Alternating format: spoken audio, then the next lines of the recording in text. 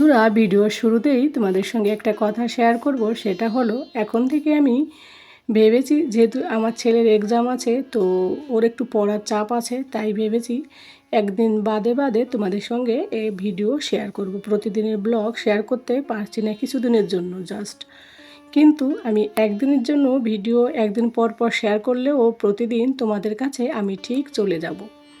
কিন্তু এই একদিনে একটুখানি বড় বড় ব্লগ তোমাদের সঙ্গে শেয়ার করব। তো তোমরা সকলে আমাকে সাপোর্ট করো আর এইভাবে আমার পাশে থেকো। Good morning everyone, welcome back to my channel Aparna Roy blog. আমার কাছের এবং দূরের সকল বন্ধুরা কেমন আছো? আশা করি তোমরা যে যেখান থেকে আজকের ব্লগ ভিডিওটি দেখছো সকলে ভালো আছো এবং সুস্থ আছো। আমরাও তোমাদের ভালোবাসা আর ঠাকুরের আশীর্বাদে বেশ ভালো আছি। ভিডিও শুরুতে কিছু কথা বললাম, নিশ্চয়ই তোমরা শুনতে পেরেছো। অনেকে হয়তো ভিডিও লাস্ট অবধি থাকো না, তাই আমি ভিডিও শুরুতে কথাগুলো বললাম। বুঝতেই পারছো, ছেলের পরীক্ষা আর ফাইনাল এক্সাম থাকলে মায়েদের একটু তো চাপই থাকে, তাই না বলো? আর এইদিকে ভিডিও শুরুতে কিছু কিছু সুন্দর গ্রামের দৃশ্য, ফটো তোমাদের সঙ্গে শেয়ার করলাম। আমার তো এতটা ভালো লাগে এইগুলো, তাই ভাবলাম আমার বন্ধুদের সঙ্গে কি করে শেয়ার না করে পারা যায়। এত সুন্দর লাগে, আমাদের বাংলার প্রকৃতিও যে এত সুন্দর আমার জানা ছিল না। তো জানা ছিল, কিন্তু ক্যাপচারে যে এত সুন্দর লাগে এটা জানা ছিল না। তো এত সুন্দর, মানে কি বলবো, বোঝানো যায় না, মানে তোমাদেরকে ভাষায় আমি প্রকাশ করতে পারছি না। আমার তো ভীষণ ভীষণ পছন্দের। তো যাই হোক বন্ধুরা, ফিরে আসছি একেবারে সংসারের কাজে। সকালবেলা টিফিন বানাতে শুরু করলাম, এই যে। কিন্তু বন্ধুরা, সকালের যে রান্না বান্না করেছি সেগুলো তোমাদের সঙ্গে শেয়ার না করে আমি একেবারে কিন্তু চলে এলাম সকালের ব্রেকফাস্ট করে। যদিও আমি ব্রেকফাস্ট করিনি, তোমাদের দাদাভাই ব্রেকফাস্ট করে স্কুলে চলে গেল, মানে অফিসে, আর বাবুসোনা স্কুলে। আর মা বাবাকেও খেতে দিয়ে দিয়েছি। ওদেরকে আজকে সিদ্ধ ভাত রান্না করেছিল মা সকালবেলা উঠে। বাকিটা আমি উঠে করেছিলাম। আগে থেকে মাকে বলেছিলাম যে চালটা মেপে রেখে দিই, তুমি সকালবেলা উঠে একটু ভাতটা তুলে দিও, তারপরে বাকি কাজগুলো করে নেব। তো তারপর মা উঠে দেখি ভাত তুলে দিয়েছে। তারপর আমি উঠে বাকি কাজটা করে নিলাম। এদিকে আমি ভেবেছি, জানো তো, মা বাবা এসছে, এত খাওয়া দাওয়া আমি নিজে করছি, ওদের সঙ্গে সঙ্গে খেতেও ইচ্ছে করে। আর আমাকে দেখেই বুঝতে পারছো আমি অনেকটা গোলুমলু হয়ে যাচ্ছি। তো ভাবলাম আজ থেকে সকালবেলা একটুখানি খাবারের দিকে কন্ট্রোল করতে হবে। তো মা ভাত খাচ্ছিলো, অনেকবার আমাকে ডেকেছিল, কিন্তু আমি আর যাইনি। দরজা বন্ধ করে বেডরুমে রয়েছে, ওরা ওই রুমে খাচ্ছিল। তো ওদের খাওয়া দাওয়া কমপ্লিট করার পর থালা বাসন ধোয়ার জন্য এসেছি। তো থালা কিছু ধুয়ে তারপরে এই যে ফ্রেশ হয়ে নিলাম একটুখানি, আবার একটু এই যে। তারপরে আবার এই যে নিজের জন্য একটুখানি ব্রেড গরম করছে, আর এদিকে বাবার জন্য একটু কফি বানাবো, আর আমিও ব্রেডটা খেয়ে বাবাকেও কফি দেবো, আর আমিও খাবো। আর এদিকে ঘর ঝাড়ু মোছা এগুলো সমস্ত কিছু আমার কমপ্লিট হয়ে গেছে, সেগুলো অফ ক্যামেরাই করেছি। আর এইদিকে দেখো, ব্রেডটাকে আমি কোনো ডিম ছাড়া খাবো আর কি। এরকম মুচমুচে করে খেলে না আমার বেশ ভালো লাগে, একটু হালকা মুচমুচে।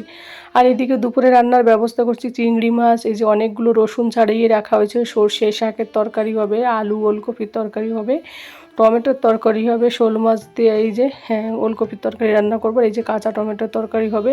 ওইদিকে মেথি শাক কেটে রেখেছি। ওইদিকে ছোটো ছোটো পুঁটি মাছ ভাজা করা হবে, এই যে মেথি শাক। তো এত কিছু রান্না হবে, আমার একটু সময়ও লাগবে, তো ভাবলাম রান্না এখনই তুলে দিই। তো তার জন্য এই যে ব্রেডটা গরম করতে করতে চালটা আবার ধুয়ে নিয়েছি। তো আমি ব্রেডটা খেতে খেতে চালটা গরম হয়ে যাবে, আর ওইদিকে মাছটাও ফ্রাই করা হয়ে যাবে। তো দেখো, ব্রেডটা তুলে নেব। তার আগে এই যে কড়াইতে, এই সাইডে কড়াইতে আগে তেল বসিয়ে দিলাম, সর্ষের তেল। এটা আমি মাছটা ভাজা করব। মাছটা ভাজা করতে একটু সময় লাগবে, তো তার জন্য একটু গ্যাসটাকে ছোলো করে দিয়ে মাছটা দিয়ে গ্যাস ছোলো করে দিয়ে আমার খাওয়াটাও কমপ্লিট হয়ে যাবে, আর এদিকে আমার এই কাজটাও হয়ে যাবে। আর কি বলো তো, অনেক প্রকার আইটেম রান্না করতে গেলে একটু সময়ও লাগে। আজ বিশেষ করে আমি মাছটা এত সুন্দর করে ফ্রাই করি, মাছ ফ্রাই করতে আমার অনেক সময় লেগে যায়, জানো তো। তারপর তোমাদের দাদাভাই 1:30টার সময় চলে আসে, তখন তাড়াহুড়ো হয়, ওই কারণে একটু চেষ্টা করি জলদি জলদি রান্না করতে। তারপর এত প্রকার আইটেম, ওই কারণে। আর এইদিকে দেখো আমার ব্রেডটা কমপ্লিট। এবার আমি ব্রেডটা নিয়ে এলাম বেসিনের কাছাকাছি, এখান থেকে একটা ট্রে নিয়ে এটা তুলে নিয়ে এটা খাবো আমি। ব্রেডটা এখন এরকম গরম গরম দাঁড়িয়ে দাঁড়িয়ে রান্না, আমার যেহেতু মাছটা উনুনে দিয়েছি। আর এদিকে দেখো, সকালবেলা মা ভাত তুলে দিয়েছিল, এই যে ভাতটা একটুখানি জ্বলে গেছে আর কি নিচের দিকটা। মা বুঝতে পারেনি, স্টিলের রান্না করেনি তো কোনো দিন, ওই কারণে। তো ওইদিকে মাছটা সবগুলো ফ্রাই করে আমি এদিকে মাঝখানে খেয়েও নিলাম। আর এদিকে দেখো ছোটো পুঁটি মাছগুলো ভাজা শুরু করলাম। আমার বাবু সোনা, তোমাদের দাদা ভাই, আমার মা পুঁটি মাছ খেতে ভীষণ ভালোবাসে, বাবাও খায়, কিন্তু আজকে বাবা আর খাবে না। বাবা কি নাকি একটা বারণ করেছে, কাকে কি বলেছে, আমার ঠান্ডা লাগে তো ওই কারণে বলেছে তা খাবে না। তো যাই হোক, তারপরে সমস্ত রান্নাবান্না করেছি, সেই ভিডিওগুলো আর করিনি তোমাদের সঙ্গে। দেখো এই যে মেথি শাক চিংড়ি মাছ দিয়ে করেছি, ওইদিকে ওলকপির তরকারি হয়ে গেছে, এইদিকে সর্ষে শাক দিয়ে পুঁটি মাছ করেছি, আর এদিকে চিংড়ি মাছ দিয়ে আবার আর টমেটোর তরকারি রান্না করেছি।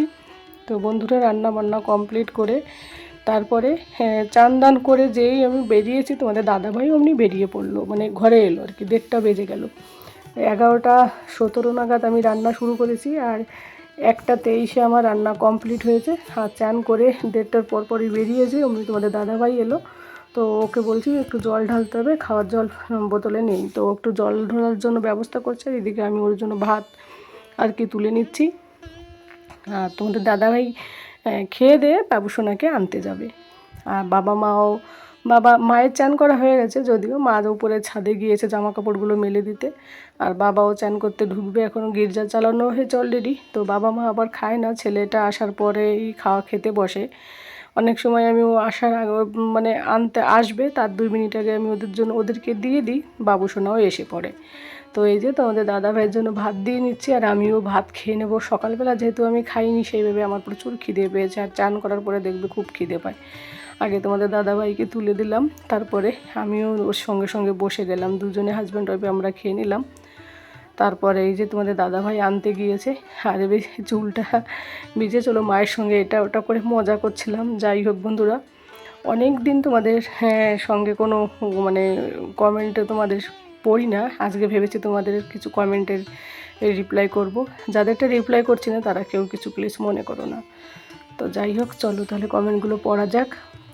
বেবি কার্লে লাইফস্টাইল থেকে কমেন্ট করেছো, নাইস, থ্যাংক ইউ বোন। এদিকে আকলিমা কমেন্ট করেছো, অসাধারণ, thank you Aklima.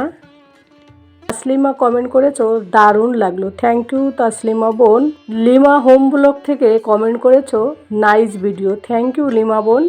Rina lifestyle থেকে কমেন্ট করেছো, খুব সুন্দর ভিডিও, থ্যাংক ইউ রিনা। তোমাদের কমেন্টগুলো পড়তে কিন্তু আমার বেশ ভালো লাগে। যাদের কমেন্টটা পড়া হচ্ছে না তারা কিন্তু কেউ কিছু মনে করো না। ঝুমা কমেন্ট করেছো, খুব ভালো লাগলো, থ্যাংক ইউ ঝুমা। গঙ্গা দিদি কমেন্ট করেছো, দারুণ। আলপনা নন্দিনী কমেন্ট করেছো, বা খুব ভালো লাগলো, ঠিক, থ্যাংক ইউ আলপনা দিদি ভাই এত সুন্দর কমেন্ট করার জন্য। ববিতা বিশাল ব্লগ থেকে কমেন্ট করেছো, অসাধারণ, থ্যাংক ইউ ববিতা।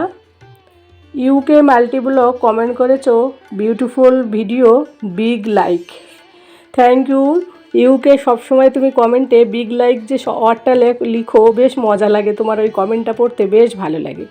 কুর্চিদি কমেন্ট করেছো, very nice sharing, thank you Kurchi দিদি ভাই।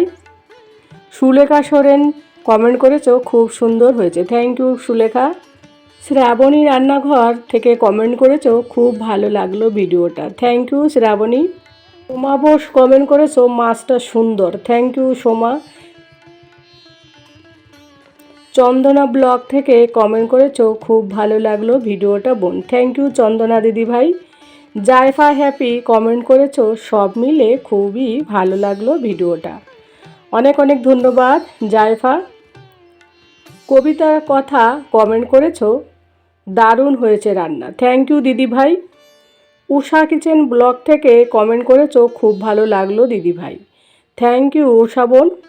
আমার হেসেল থেকে কমেন্ট করেছো, শিপ্রাদি nice video sister, thank you Shipra দিদি ভাই, অনেক অনেক ধন্যবাদ। একটা কমেন্ট তো না পড়লেই নয়। কৌশিক ভাই প্রায়ই আমাকে কমেন্ট করো, ওয়াও বেশ সুন্দর, চমৎকার, ফাটাফাটি লাগছে, অত্যন্ত দারুণ ব্লগ ভিডিও হয়েছে। আর এমন উন্নত সংসারের ব্লগ ভিডিও সানশাইন না হয়ে আউটস্ট্যান্ডিং না হয়ে পারেই না, বলে অনেক অনেক লাভ চিহ্ন, থ্যাংক ইউ, অনেক অনেক ভালোবাসা তোমাকে কৌশিক ভাই। তুমি যে আমার ভিডিওতে এসে এত বড় বড় এত সুন্দর সুন্দর কমেন্ট করো আর কি, তোমার কমেন্টগুলো পড়তে কিন্তু বেশ ভালো লাগে আর বেশ মজাও লাগে। আর এদিকে পাপড়ি পান্ডে কমেন্ট করেছো, দিদি ভাই খুব ভালো লাগলো, থ্যাংক ইউ পাপড়ি পান্ডে দিদি ভাই। সাদিয়া ইসলাম কমেন্ট করেছো, আপু শুরু করলাম, থ্যাংক ইউ সাদিয়া। শৈবাল ভাই কমেন্ট করেছো অসাধারণ, দারুণ রেসিপি, খুব সুন্দর। রান্নার রানী দিদি ভাই কমেন্ট করেছো খুব সুন্দর হয়েছে সব রেসিপিগুলো, সবজিগুলো খুব সুন্দর রান্না দিদি। থ্যাংক ইউ দিদি ভাই, এত সুন্দর একটা কমেন্ট করার জন্য অনেক অনেক ধন্যবাদ। রাকিব অন্তরা ব্লগস কমেন্ট করেছো সব মিলিয়ে অসাধারণ একটা ভিডিও দেখলাম দিদি, দারুণ। থ্যাংক ইউ রাকিব অন্তরার ব্লগ থেকে বোন, তোমাকে অনেক অনেক ধন্যবাদ। Ayesha tips and blog comment করেছো মজার মজার রান্না আর সব কিছু মিলিয়ে খুব ভালো লাগলো আয়শা। থ্যাংক ইউ আয়শা বোন। শিপ্রা ফ্যামিলি ব্লগ থেকে দিদিভাই কমেন্ট করেছো বাড়িতে মা বাবা এসেছে, মা বাবা এলে গেলে সত্যি খুব মন খুশি থাকেন। রান্না বান্নাগুলো সব খুব সুন্দর হয়েছে, সব মিলিয়ে ভিডিওটা খুব ভালো লাগলো আর খুব আনন্দ করো বোন। থ্যাংক ইউ দিদি ভাই, এত সুন্দর একটা কমেন্ট করার জন্য সত্যি অসাধারণ ধন্যবাদ। আর তুমি ঠিকই বলেছো, মা বাবা এলে সত্যি সবারই খুবই খুবই ভালো লাগে। স্বপ্না ব্লগ থেকে কমেন্ট করেছো দিদি ভাই রান্না বান্না সব কিছু মিলিয়ে ভীষণ সুন্দর হয়েছে, মা মেশো এসে কুল রোদে শুকনো হয়েছে, পাস্তাটা ভীষণ সুন্দর হয়েছে। থ্যাংক ইউ স্বপ্না দিদি ভাই। দীপা চক্রবর্তী কমেন্ট করেছো মাছ রান্না করে কত রকম মাছ কাটলে, তোমার মা বাবাকে দেখলাম ছাদে থেকে কুল কাপড় নিয়ে আসলে, মা বাবা সবজি নিয়ে আসলো, খুব ভালো লাগলো সব মিলিয়ে। থ্যাংক ইউ দীপা বোন আমার ভিডিওটা দেখার জন্য, এত সুন্দর একটা কমেন্ট করার জন্য। বিট্টু বিদিশা ব্লগ থেকে কমেন্ট করেছো শোল মাছ চিংড়ি মাছ দেখেই লোভ লাগছিল দিদিভাই।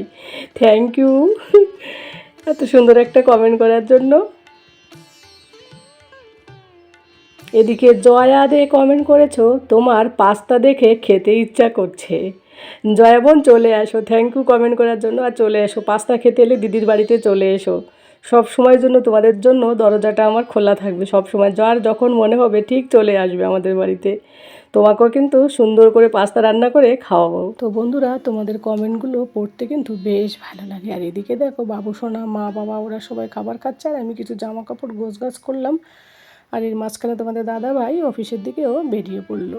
তো বন্ধুরা ছাদে গিয়েছিলাম, জামা কাপড় নিয়ে এলাম। আর এই দিকে দেখো আমার মা নাক ডাকা শুরু করে দিয়েছে, এদিকে ঘুমোচ্ছে, এদিকে ছেলে পড়ছে, আর ছেলে পড়ছে মা এদিকে নাক ডাকা শুরু করেছে। ছেলে কি হাসি মার নাক ডাকা দিয়ে।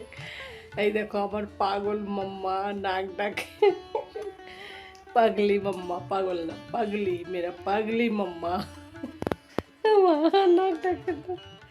দাঁড়াও তোমাদের শোনাচ্ছি। এবার জেগে গিয়েছে আর নাক ডাকে না, দেখো এবার একটু দাঁত বের করে হাসি দিচ্ছে।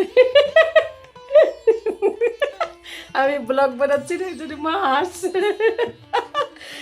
মা তোমার দাঁতগুলো তো কত সুন্দর। এই দেখো আমার ছেলে কি করছে তাই দেখে। না বাবু তুমি পড়ো, চলো একটু মস্তি আড্ডা পড়াশোনা এইসব হচ্ছে, পরে আবার দেখা হবে তোমাদের সঙ্গে। দাদা ভাই অফিসে এবার যে তেলটা পেয়েছিল সেদিন বের করলাম, দেখলাম তোমাদের তেলটা লাগিয়েছি বেশ মাথায়। মাথায় কী বলতো একটুখানি ঠান্ডা ঠান্ডা লাগে, তেলটা খুব সুন্দর, মাও লাগিয়েছে ছেলে। আর এই দেখো আবার শুরু করে দিয়েছে, দেখো।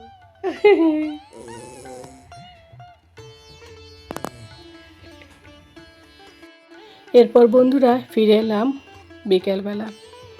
তো এদিকে দেখো তোমাদের দাদাভাইকে বললাম একটু সিঙ্গাড়া নিয়ে আসতে, তো আসতে পারলো না, ও তো অফিসের ড্রাইভারের মাধ্যমে পাঠিয়ে দিল। তো মা বাবাকে দিলাম দুটো সিঙ্গাড়া, তিনটে দিলাম, বাবা দুটো খায়নি, মা খেলো হাফ হাফ করে, দুজনে দেড় পিস করে, কারণ বড় সিঙ্গাড়া তো একটা খেতে পারবে না। আর এইদিকে টিউশনি মাস্টার এসেছে, বাবু ওই রুমে পড়ছে, তো বাবুরটা রেখে দিয়েছি আর স্যারকে দিয়েছি খেতে, আমি একটা খেলাম। আর এদিকে দেখো 2 কিলো মটর এনেছে, আগের দিন তোমাদের বললাম, সেই মটরগুলো ওনাদের টাইম পাস হয় না, তো মাকে দেখো মায়ের দিকে ক্যামেরাটা দিলে মা একটা ভীষণ সুন্দর একটা হাসি দেয়, মার হাসিটা দেখে আমার এত ভালো লাগে কি বলবো। তো যাই হোক, তোমাদের তো বললাম এর আগের দিন, পৃথিবীর সব মানে সন্তানের কাছেই তার মা কিন্তু সব থেকে বেস্ট, তাই না বলো।